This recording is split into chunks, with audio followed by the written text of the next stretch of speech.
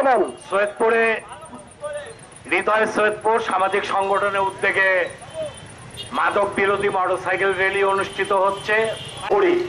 আমরা চাই না আমাদের কোন যুবক ছাত্র মাদকের কারণে তার পরিবার এবং আমাদের এলাকা নষ্ট হোক।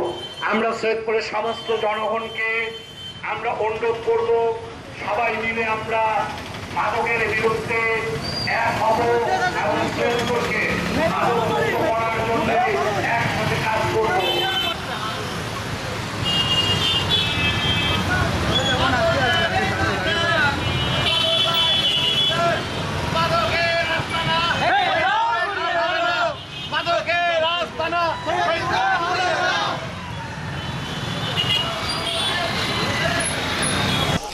আমরা প্রতিনিয়ত হৃদয় সংগঠন থেকে অনেক কিছু করে থাকি। এর মধ্যে আজকে আমরা খুব ভালো একটা উদ্যোগ নিচ্ছি, আপনার মাদক বিরোধী পথসভা।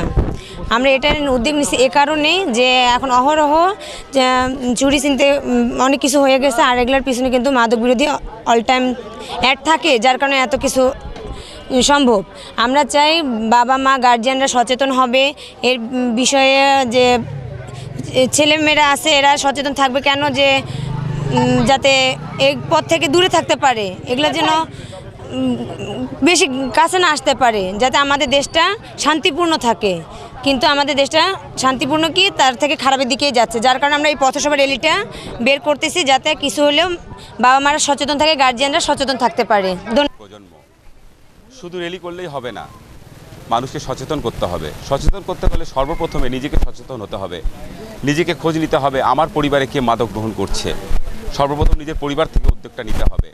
আমার পরিবারে যদি কেউ মাদক গ্রহণ করে তাকে সুচিকিৎসার ব্যবস্থা করতে হবে। তেমনিভাবে আমাদের বিভিন্ন শিক্ষা প্রতিষ্ঠানে ছোটো ছোটো কোচিং কিশোর কিশোরীদেরকে উদ্যুক্ত করতে হবে মাদক বিরোধী আন্দোলনে, এবং সমাজে যারা মাদক বিক্রেতা তাদেরকে কঠিন হস্তে তাদেরকে দমন করতে হবে। এর জন্য আমাদের দরকার একত্রতা, এজন্য দরকার প্রশাসনিক সহযোগিতা এবং সর্বসাধারণের সহযোগিতা।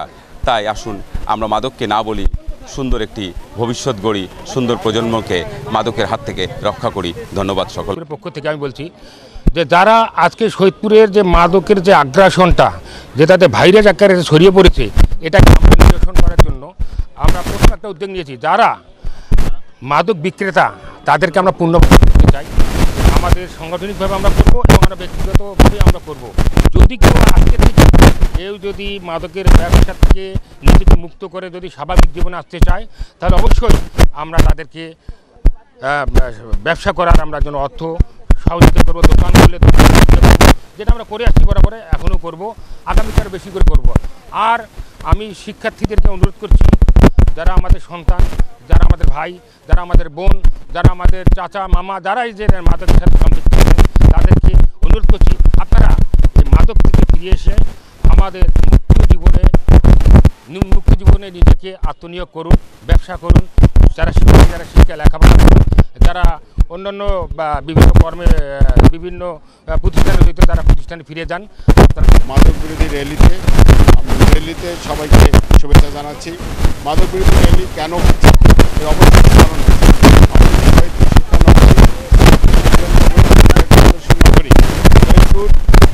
চেনে না, বাংলাদেশে এমন লোক কম আছে সেই সৈয়দপুরকে মাদকে সেই গেছে। সমাজের বিভিন্ন সৈয়দপুর আনাচে ফানাচে মাদক এমনভাবে প্রবেশ করেছে, এর থেকে উত্তরণের পথ পাওয়া যাচ্ছে না।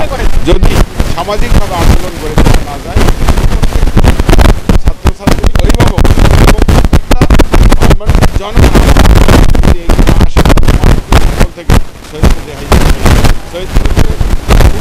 হলে আপনারা সবাই আমাদের সাথে একাত্মতা ঘোষণা করে আমরা একটা র্যালি করছি। সেই র্যালিতে অংশগ্রহণ করুন এবং নিজের সন্তান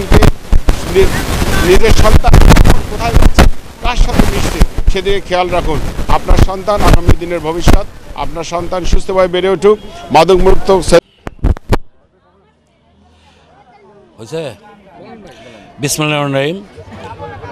হৃদয় সৈয়দপুর একটি সামাজিক সংগঠন, তাদের উদ্যোগে আজকে সৈয়দপুরে মাদক বিরোধী মোটরসাইকেল র্যালি এবং পথসভা অনুষ্ঠিত হবে।